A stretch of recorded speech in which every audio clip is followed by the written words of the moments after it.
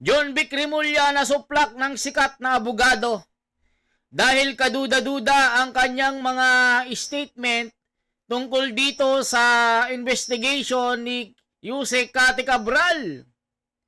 Marami kasing mga kababayan natin ang hindi naniniwala dito sa nangyari dahil po ang pahayag ni John Vic Rimulya ng DILG ay tila kaduda-duda at hindi credible. Kasi nga, yung resulta ng NBI, SOCO, at ng itong statement ni John Vic Rimulya magkaiba. So ngayon mga kababayan, marami pong nagdududa ngayon. Alin ba ang totoo? Ano ba talaga John Vic Rimulya? Sinabi rin ni John Vic Rimulya na si Martin Romualdez ay walang koneksyon o walang fingerprint na magkukonekta dito sa issue ng pagnanakaw ng kaban ng bayan sa flood control. Nasuplak ni Marcoleta ngayon. So ngayon, pakinggan po natin paano po tablahin ni Atty. Trixie itong si DILG John Vic Rimulya. Magugulat kayo. Eto na. Nasupalpal talaga ito. Hindi rin lang sa kakulangan ng impormasyon, kundi sa source ng information, in this case, si Secretary John Vic Rimulya, it is possible na kaya dumadami ng mga katanungan ay dahil nga hindi pinagkakatiwalaan ang source of information.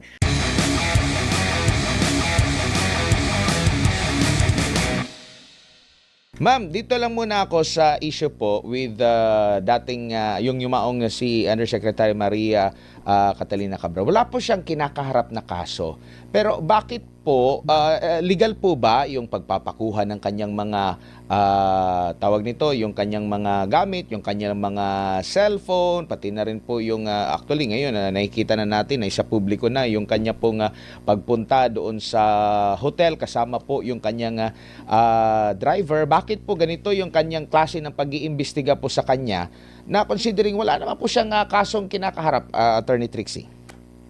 Totoo po yan. Ngunit ang pagturing natin sa isang lugar kung saan mayroong corpus delicti, mayroong krimen na nag-occur, maaari pong i-seize ng mga kawani ng gobyerno o ng law enforcers natin ang ebidensya that can be found on the scene. However, dahil private property pa rin yan at if the deceased has family, maaari pong hingin yan ng pamilya. And dahil nga may ownership, may establish yung ownership dyan. Kung hindi rin ma-establish ng mga law enforcers ang evidentiary value nung hinahawakan nila, kailangan talagang i-turn over yan. Opo. Yung mga circumstansya, yung mga lumalabas ngayon sa social media, sa pag-aanalisa nyo po, attorney, nagtutugma po ba? Kasi isa sa mga nagtataka yung ating mga kababayan. Kasi di ba meron lumabas na video, tinatanong siya na ano ba yung greatest fear niya, yung phobia niya. Ang sabi niya, heights. Nagtataka sila, bakit doon siya nagtambay doon sa bangin? Yung mga ganun po na mga katanungan po, attorney. And kung kayo po ang tatanungin doon sa mga available ngayon ng mga information na mga lumalabas, kumbaga, masasabi na ba natin na parang nagtutugma itong lahat ng mga pangyayari or mas marami pang mga katanungan po ang lumilitaw? Ang tingin ko tama na maraming katanungan dahil nga kukonti or kulang ang impormasyon na nilalabas ng ating gobyerno, partikular na dito ang DILG. Hindi rin lang po yun, no? Hindi rin lang sa kakulangan ng impormasyon, kundi sa source ng information, in this case, si Secretary John Vic Rimulya, it is possible na kaya dumadami ng mga katanungan ay dahil nga hindi pinagkakatiwalaan ang source of information. Ngayon, yung mga speculation na naririnig natin or yung mga katanungan, marami naman sa kanilang may basis. Pero in order for us na bigyan ng bigat yung mga katanungan na yon, i-build up yung scenario. So, halimbawa, ang fear of heights, relevant po ba ito kung it was a suicide? Kung a suicide, would the fear of heights, which equates to a fear of harm or a fear of death, still be relevant kung ang purpose ng tao ay to harm themselves? 'Di ba? On the other hand, kung walang intensyon na mag-harm ng sarili, then yung position niya at that point might be questionable. 'Di ba? Pwedeng isipin ng mga tao na baka pinipilit na nandun siya sa lugar na yon, baka mayroong ibang tao na pumilit na magtambay siya doon sa lugar na yon. So, yung mga questions, nakikita natin dahil nga sa kakulangan ng impormasyon, they can build up scenarios and this is perfectly acceptable dahil nga marami pang mga katanungan ang hindi na-address ng ating mga government officials na who feel the need na maggawa kaagad ng conclusion. Sa totoo lang, hindi kailangan madalian magsabi sa publiko ng conclusion ng cause of death kung kulang pa ang ebidensya o kung marami pang mga katanungan that remain unanswered. Tama kayo. Ang premise ninyo dito is wala siyang kaso, walang kasong nakahain sa kanya. And in fact, wala siya dun sa mga listahan ng mga recommended to be charged later on. So again, magtatanong ang publiko. May information gaps dito na kailangan punuin. Opo, dito naman po sa kumbaga sa side po ng atin pong pamahalaan, dito po sa pag-appreciate ng halimbawa yung mga district engineers ngayon na possible na maging witness or star witness nila or may sa ilalim sa WPS kasi may mga restitution, nagsoli ng pera, ganito ganyan. Yung pag-appreciate ng gobyerno doon sa kanila, dito po kay Yusek Cabral, kasi siya po yung undersecretary na may hawak at may alam pala ng mga insertions na ito. Bakit parang iba yung treatment ng gobyerno doon sa mga district engineers dito po sa kanya, attorney, sa nakikita nyo po? Well, ang nakikita kasi natin, yung mga district engineers, the reason nagsusoli sila ay bahagi doon sa nire-require ng DILG and DOJ na magsoli para mapasok sila doon sa witness protection or ma-consider din sila bilang mga state witness. So mayroong ganong klaseng setting. Itong mga district engineers are already charged, kumbaga, or seriously considered na sila po ay magiging bahagi or magiging respondents sa investigasyon or magiging akusado doon sa actual na kaso. Ayan, mga kababayan. So, ano bang sinasabi ng mga kababayan natin dito? Ito po. Mannequin yung kinuha. Ala ka, mga kababayan. Isa daw mannequin. Ala ka. Parang hindi katawan yun ni Cathy Cabral. Ala ka, nagpatay-patayan na. Kalaban ng tao ang gobyerno. Sila ang sumisira ng Pilipinas. Ang gobyernong adik at mga magnanakaw, halaka. Dapat po pinakita yung bangkay na nakabalot. Government official now, I don't have. Grabe. Hindi naman talaga kapanipaniwala si ex-Yusek Cabral bago niya ginawa ang pagtakas sa kahiyang kakaharapin niya.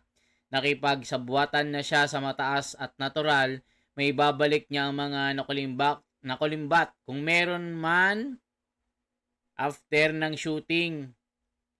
Tingnan nyo ang mga photoshoot, iba-iba ang suot. Ang upuan niyang semento doon sa iba putol. Yung inuupuan niya, iba naman, diretso lang. Ang blouse niya naka-off, blouser. Yung isang photo at nakababa, yung itim na jacket. At diretso yung inuupuan niya. Nako, mga kababayan ko. Kaduda-duda nga itong ginagawa nilang statement. Tila meron talagang tinatago ito, mga kababayan. Ito pa, tuloy natin. With Undersecretary Cabral, wala pa pong ganung pinag-uusapan. Although nakikita natin na nararamdaman na niya na papunta na nga doon sa point na kailangan may pananagutan dito. So iba yung trato talaga sa kanya because she's not yet slated to be a witness. Opo. Dito po sa naging pahayag naman po ni Congressman Leviste na may listahan itong si Cabral at doon makikita kung sino-sino yung mga proponent na banggit nga niya mula sa mga mambabata sa Kamara hanggang Senado. Meron pang mga nasa executive branch outside ng DPWH mula undersecretary hanggang secretary na nagre-request, nagpapa-insert ng mga flood control kahit hindi na nila saklaw yung proyektong ganun. At pati na rin yung sa mga pribado po. Gaano kahalaga itong listahan at may silbi pa ba ito, ma'am? Considering wala na yung mismong gumawa nito na pwedeng mas mabigat na makapag-authenticate sa legitimacy nitong listahan po na ito. Let's start. Unang-una, kung ito ay official document or document contained in a official missive or communication, automatic yan. Hindi mo na kailangan i-authenticate yan. Or ang authentication is as to whether or not this is an authentic government document. Okay, number two, bilang bahagi yan ng body of evidence that were seized from a person who has died under suspicious circumstances, pwede pa rin siya. Admissible siya as evidence as having been contained dito. However, in many instances, makukonsider pa rin natin yan bilang ebidensya that can initiate an investigation. Kasi by itself, baka hindi siya tumindig without other corroborative evidence, pero kung magkakaroon ng investigasyon, masusuportahan yan at masusuportahan niya ang other existing evidence. In other words, it can be corroborative or it can be corroborated. So, hindi siya zero evidentiary value kuma't walang mag-authenticate dahil wala yung tao na nag-execute ng dokumento na yon, but it can be subjected to, it can be initiate an investigation or it can be used to corroborate other existing evidence.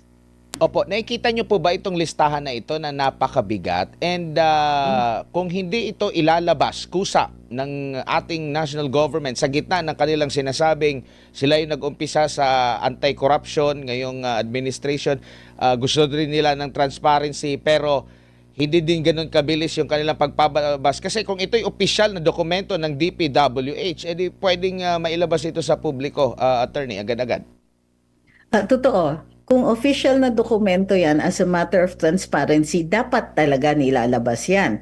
Because the public interest will demand it para makaprevent ng cover-up. So, totoo yan. The need for information trumps the need for yung mga tao na nakalista doon to, ano ba yan?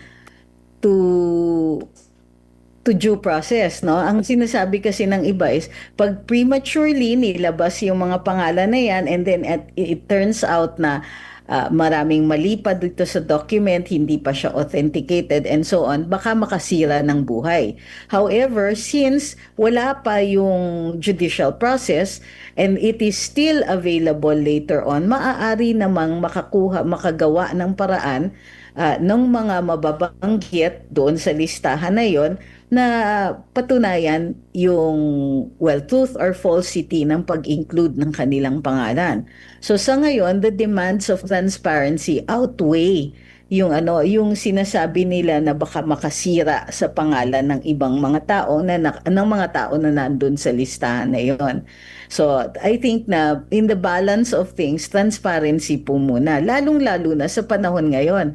After all, yung investigation was initiated by the government para hanapin at mailabas lahat ng impormasyon tungkol dito sa procurement processes at saka dun sa mga pagnanakaw di umano ng mga pondo ng gobyerno.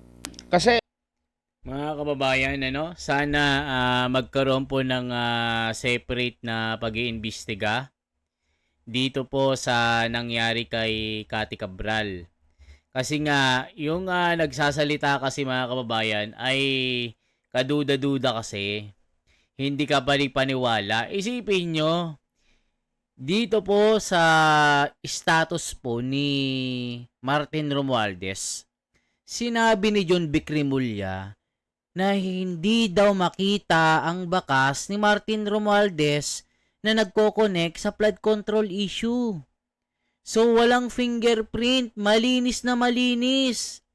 Yun ang sabi ni John Vicrimulya. Kaya nga marami pong kaduda-duda ang sinasabi nito. Kaya hindi pinapaniwalaan. Kaya tignan nyo si Attorney Trixie, pati siya nagdududa. Kasi nga yung source ng information ay hindi ka panipaniwala. Isipin nyo, ang dami pong nagsasabi, mga testigo na si Martin Romualdez ang mastermind kasama nung pinsan niya na nasa Malacanang. Si Gutesa, ayaw naman nilang ipursu. Ayun, itinago nila. Siya ang sabi ni Mike Defensor na dating congressman. Itong si Teksay at yung isang naging bodyguard ni Saldico, ayan, inilipad palabas ang ibang bansa. Si Saldico naman, ayaw naman nilang pauwiin. Sinasabi nila, hindi daw credible itong sinasabi ni Saldico kasi nga, hindi daw nanumpa. O dito naman sa mga files ni Cabral, hindi daw sapat ito na magtuturo sa mga sangkot sa flood control na walang notaryo ng abogado. Kita nyo yan na naman tayo. Balik na naman tayo sa zero. Sa basic na naman tayo. Tapos nung pinanotaryo, sasabihin nyo, peke na naman. Ano ba talaga? Kaya ang dami pong kaduda-duda na nangyayari dito. Tuloy pa natin. 'Di ba naalala ko yung merong inilunsad na website ang Pangulo, humingi nga siya ng tulong sa taong bayan na ma-verify itong mga na ito, kung ito ba'y ghost project, pakitingnan baka kapitbahay nyo lang itong mga proyekto na ito. Ito po mga listahan na ito makakatulong kung mailabas yan, the more na saglit lang, alam namin yan. Meron kasi, natanong ko rin si Congressman Leviste dito, ang sinasabi niya, meron namang doon na sila yung proponent, pero tama lang yung presyohan. Pero karamihan daw doon is talagang lumobo yung presyohan po. Meron talagang anomalya po. Yung pagkakatugma ng mga statement ng atin pong national government, higil nga sa dito po, attorney. Kaya nga So, sila mismo yung humingi ng impormasyon, and when information is available, ayaw naman nilang ilabas. Again, it comes down to transparency kasi yung mga tao at this point, insensitive ka na kung hindi ka nakikinig sa hinaing ng mga tao at sa karamihan for the need na i-address itong corruption sa gobyerno. So they should be worried about people thinking na mayroong cover-up pag hindi yan nilalabas.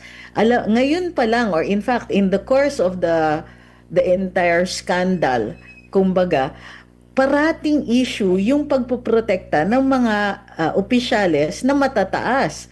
Bakit parating yung mga suggestions o yung mga recommendations para ma-charge ay tumitigil just short of our top officials? So para ma-address nila yung issue na yun, necessary talaga ang transparency.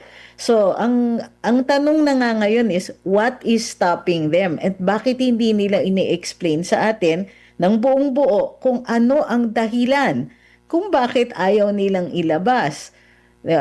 It is part of the investigation, and since napansin nyo naman, di ba, both the President, si Secretary John Vic Remulla, and other officials, pagka meron silang impormasyon, ang bibilis nilang maglabas. But meron din mga information na pinipili nila bago nila ilabas, at napapansin po ng audience kumbaga, ng publiko, yung hesitation nila with certain information, such as certain names. Hindi kaagad-kaagad nilalabas yung mga ganyan, tapos nagkakaroon pa tuloy ng ganitong issue. To prevent the issue, wag na silang mag-decide what information goes out and what doesn't. Maliban lang dun sa mga constitutionally protected rights.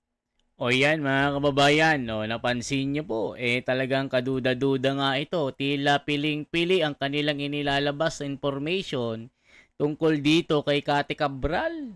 Nako po mga kababayan. At yung mga naglalabasan ng mga picture, tila edited, pati dashcam, parang orchestrated na scripted ito.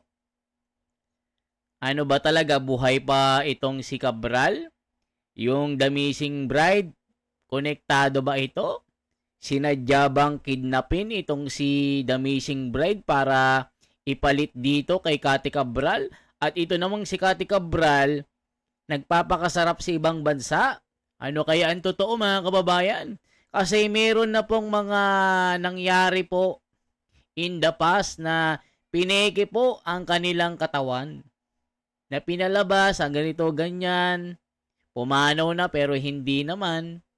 Yung pala, isa itong conspiracy na para takasan ang kanilang nagawang kasalanan sa lipunan. Okay po? Kung umabot ka po sa video na ito, itong part na ito, maaring i-comment nyo po kung saang location po kayo, anong bansa kayo. Nagpapasalamat po ako ng marami dahil sa inyong walang sawang pagsuporta sa ating mga ginagawang komentarista. Sana po ipanalangin po natin na meron pong maganap na pagbabago. Sana po, wag nilang dayain ang mga Pilipino, ang taong bayan kasi hindi natutulog ang Panginoong Diyos. Lalabas at lalabas ang katotohanan. Hindi nyo maitatago. May mata sa langit na nakakita sa inyo kung ano talaga ang tunay na nangyari. Okay, ako si The Wonders Philippines. Mabuhay po. At yung mga loyalista, wag nang tatanga-tanga. Ang tatanga nyo, yan ang sinasabi ng mga binabash nyo na DDS. Super tanga nyo. Hanggang ngayon, tatanga-tanga kayo. Nakita nyo na ganyan ang ginagawa. Niloloko na kayo. Loyalista yan. Kaya mga kababayan, wag po tayong paloko. Wag pa tanga-tanga. Loyalista, gumising na, maligo-ligo para malaman yung katotohanan. Baka hindi kayo nahihimasmasan. Okay? Salamat po. Isang like, isang share po at isang subscribe. Mabuhay po.